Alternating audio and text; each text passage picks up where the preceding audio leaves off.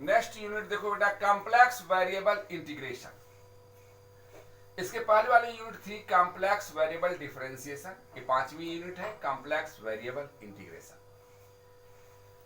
अब complex variable में integration और रियल वेरिएबल फंक्शन के इंटीग्रेशन में डिफरेंस क्या है उसको मैं बताने जा रहा हूं।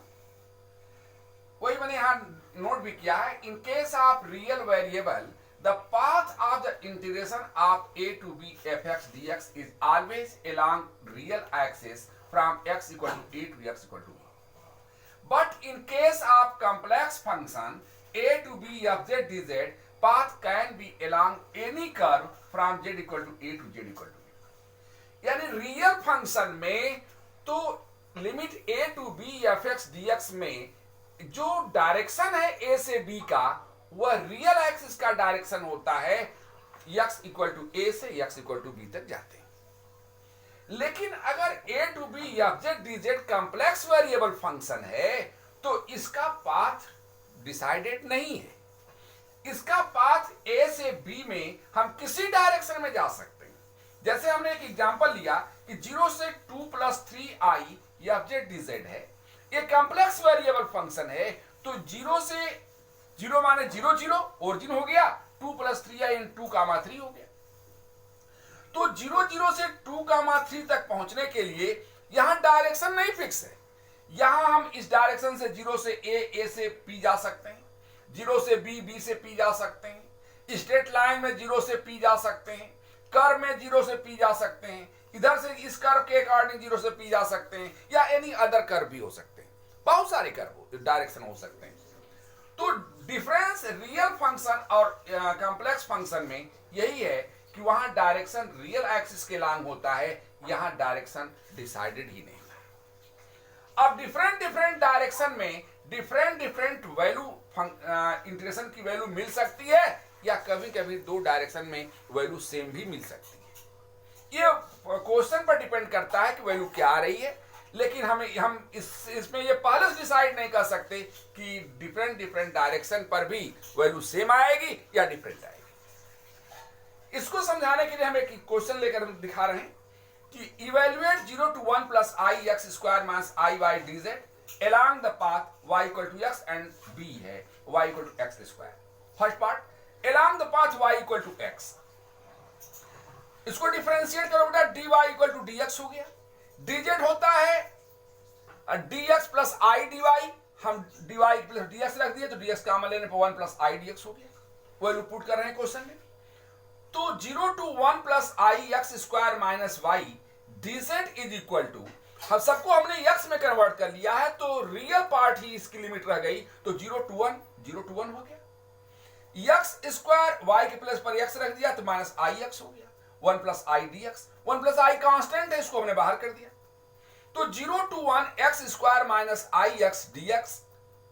अब इसको इंटीग्रेट कर रहे हैं तो 1 प्लस आई कांस्टेंट है बाहर, एक्स स्क्वायर का इंटीग्रेशन एक्स क्यूब बाई 3 हो गया, माइनस आई एक्स का इंटीग्रेशन एक्स स्क्वायर बाई 2 हो गया, लिमिट 0 to 1 है और लिमिट पुट कर दिया तो ये 1 प्लस आई बाहर है, 1 बाई 3 माइनस 1 बाई 2 आई, 0 रखेंगे 0 हो जाएगा। और इसको सॉल्व किए तो 5 बाई 6 माइनस 1 बाई 6 आई आया। ये है फर्स्ट पार्ट का आंसर।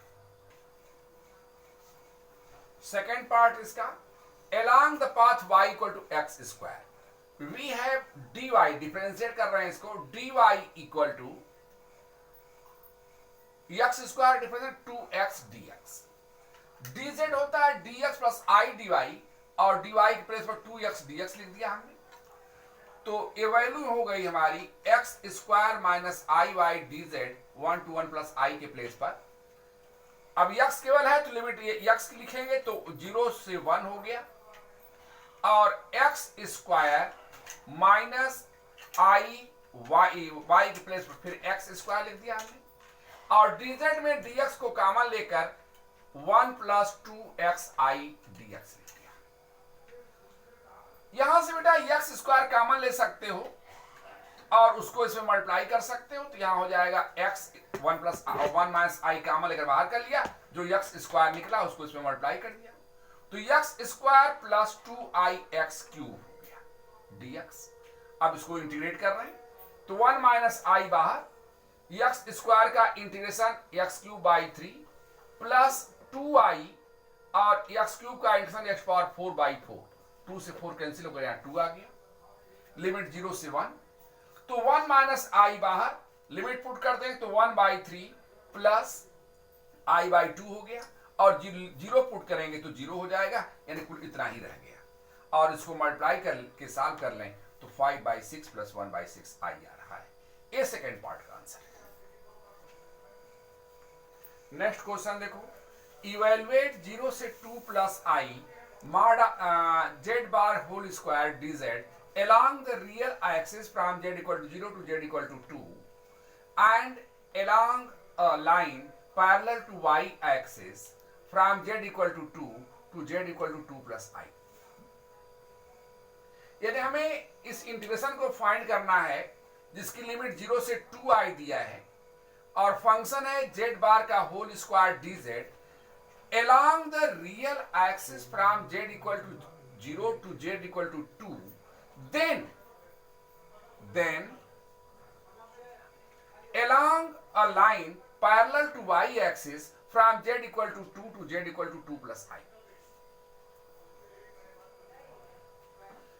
अब जरा इसको देखो, ये z बार का होल स्क्वायर है, z बार का होल z होता है x प्लस आई वाई, तो z बार हो गया x माइनस आई वाई, इसका होल स्क्वायर किया तो ओपन करने मिला x square plus i square y square minus 2i x y, i square minus 1 होता है तो x square minus y square minus 2i x Y.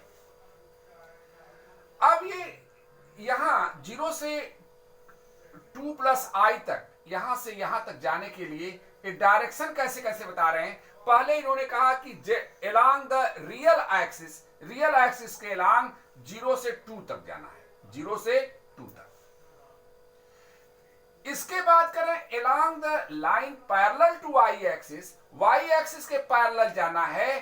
from z equal to 2 से z equal to 2 plus i यहां तक,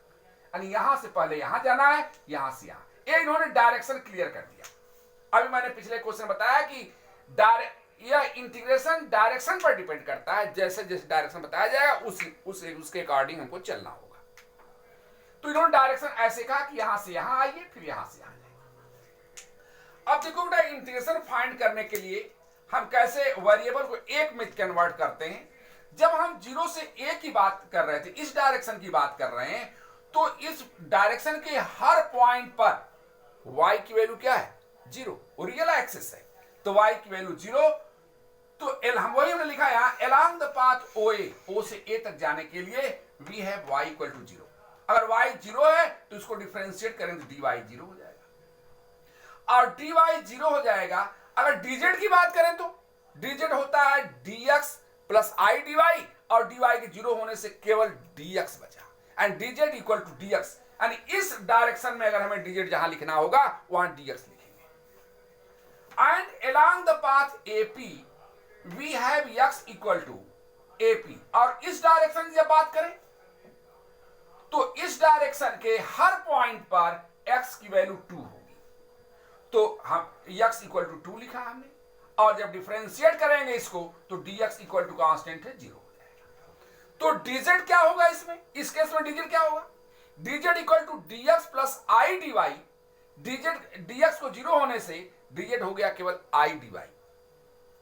अब integration यहां से यहां तक है, तो ये 2 पार्ट में हमने कर लिया। देखो यहां 0 से 2 प्लस आई जेड बार का whole square dz equal to OA, direction देखो बेटा, O से A डायरेक्शन में हम लिख रहे हैं OA, फंक्शन हमारा है x square minus y square minus 2i xy dz plus AP x square minus y square 2i xy dz। अब dz की वैल्यू और लिमिट पुट करने जा रहे हैं। जब हम रियल एक्सिस के डायरेक्शन में चल रहे थे तो लिमिट देखो, x की लिमिट क्या है? 0 से शुरू हुआ, कहां तक गया? 2 तक, तो हमने लिमिट लिखा है 0 से 2। यहां y 0 है, इसमें जहां जहां y तहां 0 पुट कर देंगे तो ये भी 0 हो गया, ये भी 0, केवल x स्क्वायर बचा। और dz के लिए अभी हमने ऊपर कहा है कि dz इक्वल टू होता है dx प्लस i dy, और dy 0 होने के कारण यहां केवल बचा dx। अब इस पाथ पर आते हैं। इस पाथ में AP के डायरेक्शन में जब हम चल रहे हैं तो की वैल्यू 2 है और dx 0 है, तो जहां x वहां 2 पुट कर देते हैं, तो 2 का square 4 minus y square minus 2 into 2 4 i y, ये लिखा हमने। और dz के प्लेस पर dx प्लस आई dy में dx को 0 होने के कारण केवल आई dy बचा, और नेक्स्ट पार्ट में हम इंटीग्रेट कर रहे हैं, तो x स्क्वायर का इंटीग्रेशन x क्यूब बाई 3 हो गया, लिमिट इसकी 0 से 2 है, प्लस इस i को बाहर कर लिया हमने और इसको इंटीग्रेट किया, y का 4 का integration 4y minus y square का integration y cube by 3 minus 4i y का integration y square by 2, limit 0 से 1 है। अब लिमिट पुट करते हैं, यहां जब हम x को 2 रखेंगे तो 2 का क्यूब यानी 8/3, 0 रखेंगे 0 रह गया, इसकी वैल्यू केवल 8/3 आई, प्लस i बाहर है, इसमें हम वैल्यू रख रहे हैं 1, तो ये 4 हो गया, माइनस 1/3 माइनस 4 i/2, 4 को हम कैंसिल भी करके 2 लिख सकते हैं, यहां आगे आगे करने जा रहे हैं, और 0 जब रखेंगे तो वैल्यू पूरी 0 हो जाएगी। अब देखो बेटा, अब थोड़ा इसको कैलकुलेट कर ले, तो 8/3 i से मल्टीप्लाई कर दिया तो 4i हो गया, माइनस 1/3i प्लस यहां देखो क्या बचा, i इंटू आई स्क्वायर होने से माइनस आ गया और वो माइनस इस माइनस को प्लस कर दिया, और यहां 2 आ रहा है तो 2 बचा। अब 8/2 प्लस 2 को एक साथ ऐड कर लिया तो 14/3 हो गया, और इन दोनों को ऐड कर लिया तो 11/3i हो गया। तो इस तरह इसका आंसर हमारा क्या आ गया, 14/3 प्लस 11/3i। यहां next question, prove that first part integration of dz upon x minus a is equal to 2 pi i, and second part इसका integration of z minus a to power n dz equal to 0 where n is an integer not equal to -1, where c is circle mod of z minus a equal to r। यहां देखो ये z mod of z minus a equal to r, ये circle के equation को represent करता है जिसका centre a पर है और रेडियस r है। कहीं भी इस तरह का लिखा हुआ मिले, जैसे मान लो एक आ जाए z माइनस 2 इक्वल टू 5, इसका मतलब ये एक सर्किल को रिप्रेजेंट करता है जिसका सेंटर 2 पर है और रेडियस 5 है। तो यहां क्या हो गया, यह एक सर्किल है जिसका सेंटर a पर है और रेडियस r है। इस सर्किल के इक्वेशन को हम ऐसे भी लिख सकते हैं, मान हटाकर z minus a equal to r e to power i theta, वही हमने यहां लिखा है। Equation of the circle is mod of z minus a equal to r, और इसको हम कैसे लिख सकते हैं, mod हटा करके z minus a equal to r e to power i theta, या चाहे तो z equal to a plus r e to power i theta भी लिखा जा सकता है। Where theta vary from 0 to 2 pi as x describes once in the anti-clockwise direction। यहां से हम z क्या लिख सकते हैं, a plus r e to power i theta, और इसको डिफरेंशिएट करते हैं तो dz equal to r, a का डिफरेंस 0 हो गया, r e to power i theta into i d theta. अब हम इंटीग्रेशन में वैल्यू सब रखने जा रहे हैं। फर्स्ट पार्ट में integration of dz upon z minus a, z minus a की वैल्यू हमारे पास है r e to power i theta, तो ये वैल्यू यहां रखो r e to power i theta, और dz की वैल्यू है i r e to power i theta d theta. तो r e to power i theta से r e to power i theta cancel हो गया, बचा क्या, i d थीटा, i को हमने बाहर कर लिया, 0 से 2 पाई d थीटा, और इसका इंटीग्रेशन थीटा आ गया। इसको हम चाहते एक बार स्टेप और बढ़ा सकते थे, यहां इसका इंटीग्रेशन हो गया थीटा और लिमिट हो गई 0 से 2 पाई, ऐसे। अब लिमिट रखेंगे तो यहां 2 पाई माइनस 0 2 पाई रह जाएगा, तो 2 पाई इंटू आई 2 पाई आई हो गया। ये फर्स्ट पार्ट का की प्रूविंग है, ये इन्होंने प्रूव करने के लिए कहा था, ये हमने इसकी प्रूविंग है। सेकेंड पार्ट में है z minus a to power n dz equal to 0 prove करना है। इसमें भी वैल्यू पुट कर रहे हैं, z माइनस a की वैल्यू है r e to power i theta, इसका पावर n माने आर की पावर एन ई की पावर एन आई थीटा, और dz की वैल्यू है r i e to power i theta d theta. अब मल्टीप्लाई कर रहे हैं, आर की पावर एन इंटू आर की पावर एन प्लस वन हो गया, आई को हमने बाहर कर लिया, 0 to 2 पाई इंटीग्रेशन, और ई की पावर, जरा पावर ई का देखो, मल्टीप्लिकेशन पावर ऐड होता है, N i theta plus I theta, I theta common कर लें तो N plus one i theta, ई की power n plus one i theta d theta. तो आई आर की पावर एन प्लस वन, ये बाहर है वाला पार्ट हमने यहां लिखा है, और इसका integration e to power x का integration e to power x होता है, और e to power two x रहेगा तो e to power two x upon two लिखा जाएगा, तो e to power n plus one i theta upon n plus one i हो गया, और लिमिट इसकी 0 से 2 पाई। अब i r to power n plus one, ये बाहर वाला पार्ट लिख दिया हमने, एन प्लस वन आई है, इसको हमने बाहर लिख दिया, लिमिट इसमें थीटा है नहीं तो इसको हमने बाहर कर लिया, यहां लिमिट थीटा पर होती है ना यहां, तो थीटा के प्लेस पर पुट करेंगे, तो e to power n plus one i two theta, और जब 0 रखेंगे ई टू पावर 0 हो जाएगा, जिसकी वैल्यू माइनस वन हो गई। अब जरा इसकी वैल्यू देखो बेटा क्या रही, e to power n plus one i two pi, e to power i theta को लिखते हैं cos theta plus i sine theta, इस तरह यहां e to power n plus one i two pi को हम लिख सकते हैं कास आई को छोड़कर cos two n plus one pi plus i sine two n plus one pi. अब साइन के साथ तो पाई हो जाएगा, को कितना भी पाई होगा, चाहे ऐड है होगा चाहे इवन होगा, इसकी वैल्यू हमेशा 0 हो जाएगी, लेकिन कास के साथ एक 2n प्लस वन पाई है जो कि इवन नंबर है, और कास अगर इवन होता है, इवन के साथ पाई आता है तो वह कास 2 पाई कास 4 पाई कास 6 पाई, इसकी वैल्यू हमेशा 1 होती है, तो इसकी वैल्यू क्या हो गई 1, तो ये 1 माइनस 1 ये 0 हो गया ब्रैकेट, और इस ब्रैकेट के 0 होने से पूरी वैल्यू 0 हो गई। इस सेकंड पार्ट का प्रूफ।